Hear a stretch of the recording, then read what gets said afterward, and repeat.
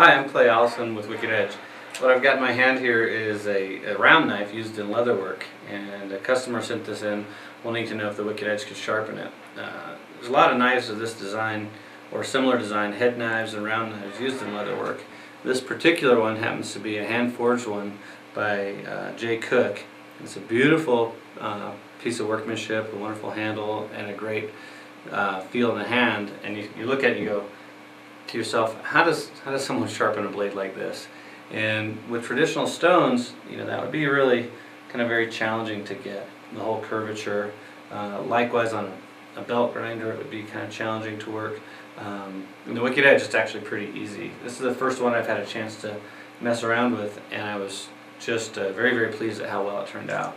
So basically what I do is I set it here with the pommel resting right on the base of the sharpener, and I just push it in here as far as it'll go and clamp it, just snugging up the top of it, and then going ahead and applying the remaining pressure with the bottom.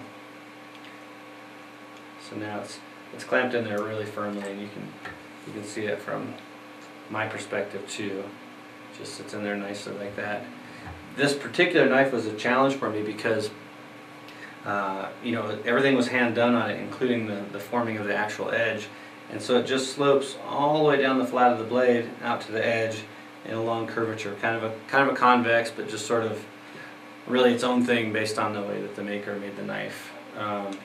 So replicating it's basically impossible, even on a flat stone or with a strop. Whoever's going to be applying the technique are going to be creating or recreating their own edge on it. So in the Wicked Edge, what I did is I used a marker to just color in the actual edge and try and find out what that angle was. And it turned out that on this knife it was wildly off. One side was very different from the other. So I said, okay, I'm going to just take an average and set it at 17 degrees per side and do a little bit of work of cutting a bevel in. And for that I started with the 100 grit stones. I cycled through the 200 on through the 400 and 600 grit, and then from there I went to our ceramic stones.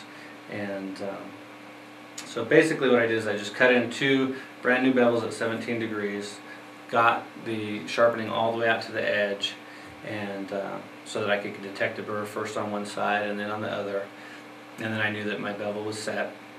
I went ahead and I polished it, and then I went back in stages from 17 degrees on down through the various degrees back to about 11 degrees, so I could just blend that flat surface into my bevel, creating basically a convex edge and not quite a fully Scandinavian grind, but something close to it. You can still see a slight transition zone here where the bevel starts, but I've sort of scaled that way back on the shoulders. So what it looks like in practice now is that I slide my strops onto the rods here, and I can just do a nice upward and away motion like this as I sharpen the knife. And you can see I'm just past the center line here and coming back towards myself, and I can work all the way down to the very edge here.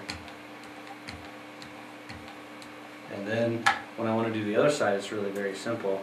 I just take the blade out,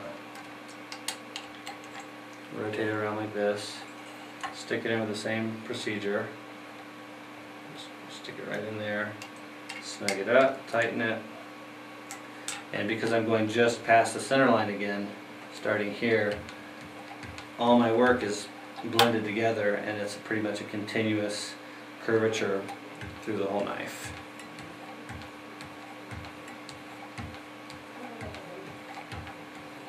And this thing is now, you can even hear it sing when I run my finger across. It's just screaming sharp.